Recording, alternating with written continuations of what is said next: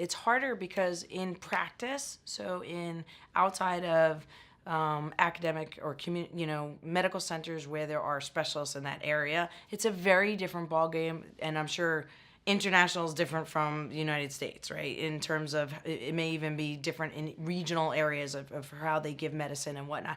And some of the new agents aren't even improved in different regions depending upon finances and so on and so forth. So it becomes more and more challenging for community docs because, first of all, we're just trying to get them to evaluate CLL appropriately. So that's one. And that includes just basic things like obtaining their cytogenetic abnormalities and FISH for chromosomal stuff. And even that's a challenge to do, at least in the United States. Hopefully it's better. I don't know if it's better abroad.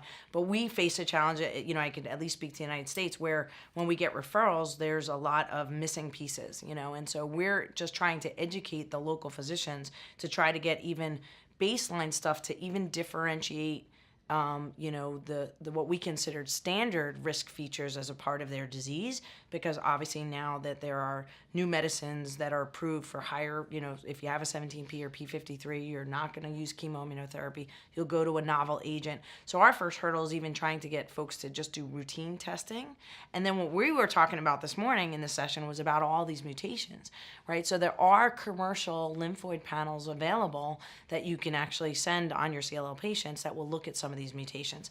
To be fair, though, it is, at this point in time, it's not like we want anybody outside of the context of a clinical trial. It would be unreasonable for us to expect for us to do this, and for certainly to expect a community physician who's not doing, translational or clinical trials in CLL to act on those mutations just yet, right? So what we need to do is better define how these mutations will drive therapy or how we may target them in the future. And so outside of a clinical trial, I think that's unreasonable, but certainly you can get that. So some of the discussion this morning was about, can you monitor your patients more closely and look for mutations that do develop and then intervene. That's where we would like to go. Granted, that's what we really want to do in the future, is to try to target or look for ways before somebody develops resistance to whatever drug they're on, maybe add another agent or change them before they develop explosive disease or aggressive accelerated CLL or even Richter's transformation syndrome.